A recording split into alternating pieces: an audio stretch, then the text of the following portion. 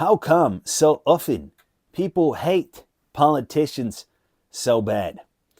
The answer that we may want to give, especially if that applies to myself, is that some or another politician really truly is horrible.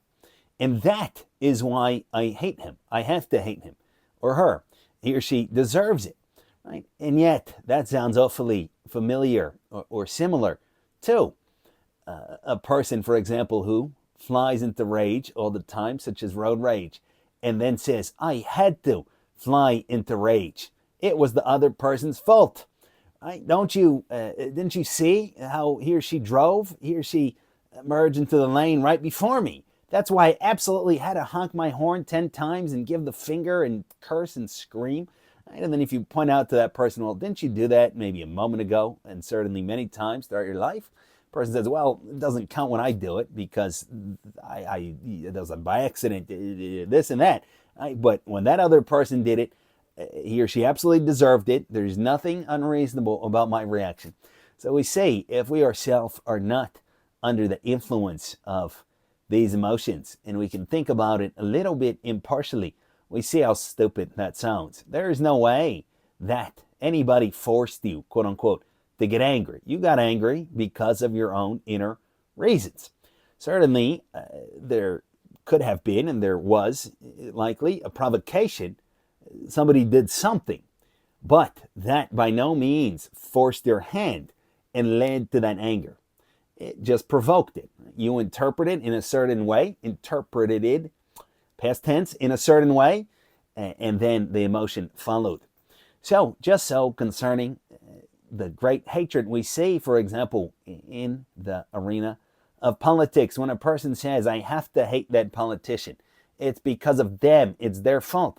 That is manifestly false. That is not so. It cannot be so. So, for example, if you fall asleep, you won't hate the politician. The politician will not make you hate them, maybe in your dreams, but not otherwise, in some kind of mechanical way. If you go into, may we be spared a coma, the politician will not continue making you hate him or her while you're in a coma. So it's you understanding something, observing something, and then interpreting it. And that is what leads to these emotions, these feelings. So now that it is clear to us that the politician does not make us hate him or her, the question is, although certainly he or she can serve as a provocation for our hatred, the question is, why do politicians so often serve as provocations for our hatred? Not everything serves as such provocations, admittedly. The bird flew by, it's not a provocation. Some celebrity that I don't really care about might not be a provocation, but the politician oftentimes is. Why would that be? Here we can ask ourselves about the phenomenon of hate altogether. What is hate, and why do we so often encounter it overall, not just in this specific situation?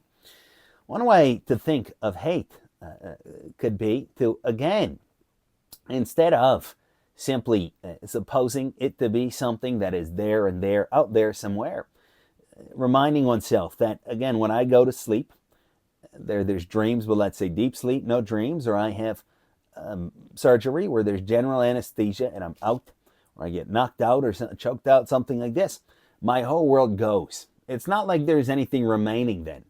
Therefore, when I wake up, all of my entire conception of the world and of the people in it, it emerges in my experience. Which is not to say that I'm imagining it or that it's not real, but the facts are what they are. Therefore, any kind of evil that I feel to exist, the only way that I can feel it to exist is if it exists in me. Again, I go to sleep, I'm knocked out, it disappears. I wake up, oh, it's there. Well, where was it? Was it on the cloud? It was in me. Right? Just like the only way for me to know what sugar tastes like or salt tastes like is to have tasted it. The only place, so to speak, where those feelings or those tastes exist is in me. It's not there. Right? Somebody else can have it, but somebody needs to have it, that sensation. If I'm blind from birth, I don't know what sight is like. No matter how much it is explained to me, I have to see something, and then I know what sight is like. I have to be happy, and then I know what happiness is like. I have to be sad, and then I know what sadness is like. So therefore, in order for me to viscerally, meaning kind of emotionally, intuitively understand bad and evil and selfishness and narcissism and all that kind of stuff, it has to be in me. If it wasn't in me, I wouldn't understand it without maybe years of intellectual study, and then I could kind of describe it theoretically. Just like somebody, again, blind from birth, will never understand, unfortunately, which is not, that's fine, but just to say, they will never understand what vision is actually like. With the years of study, they could describe certain things or use certain words that are connected with vision, or describe some of its concomitants, meaning associated theory, the light waves, this and that. But the actual experience of vision, they will never have up and until, hopefully, maybe there's some surgery in certain situations, this and that. So just so here, there's no way I would ever understand what bad is or what evil is if it's not in me, without years of study, and then only kind of vaguely, dimly I could describe certain things, but certainly not in this emotional, visceral way. That's the second point. All the bad and all the evil is in me, strictly and solely in me. Now, it follows from that if there's so much bad in me, I need to address it, and I need to work on it.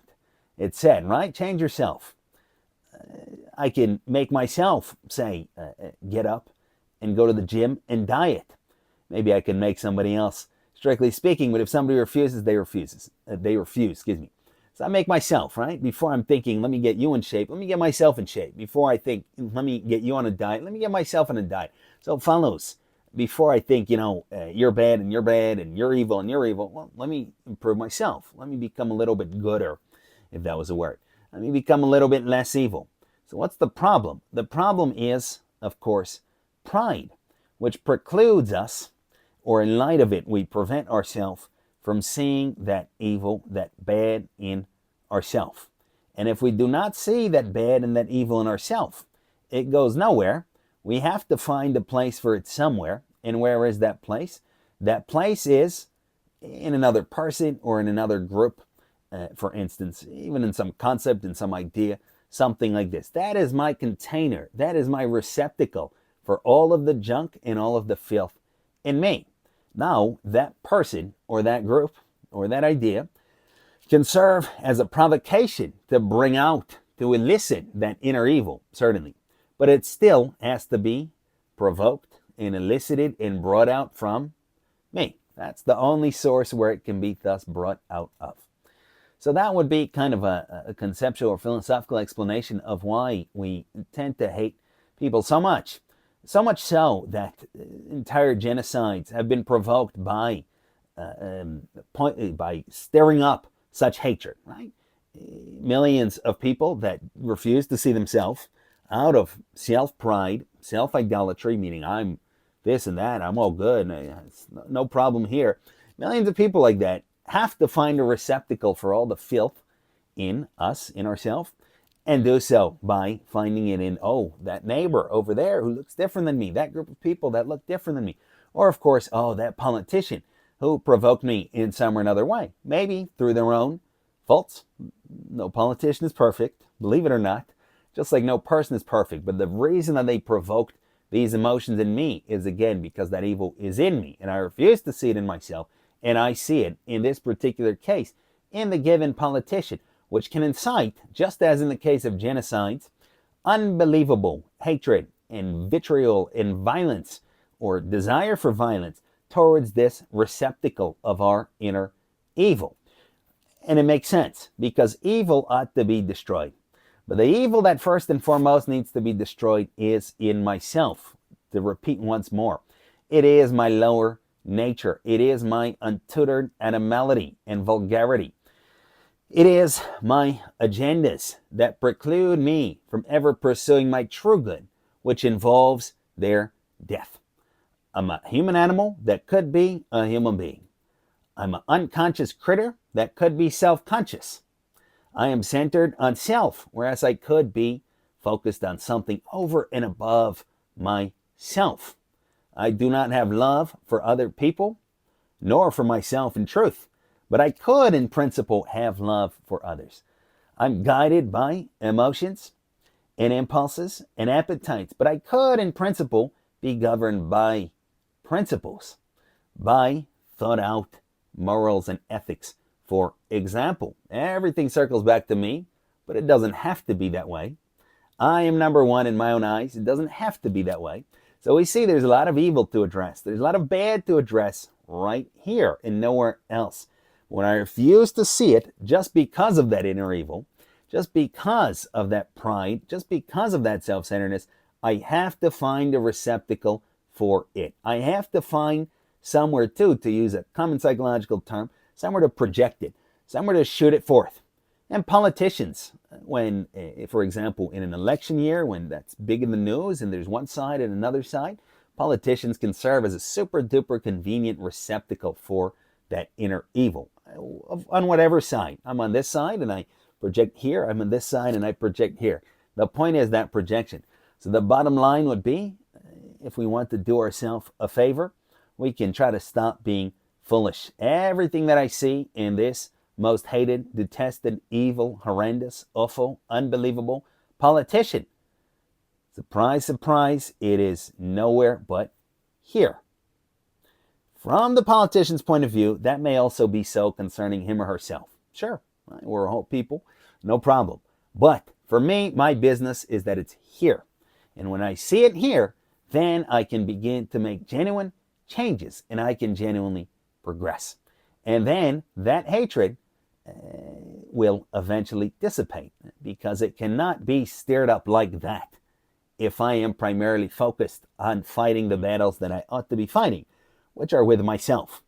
It would not follow that I then would need to say that everybody else is good. No, everybody else is just like me. But I'm focused on fighting the battles that I need to fight. So those are some lessons that we can learn from thinking about why we so often, so much hate politicians. Thank you for listening.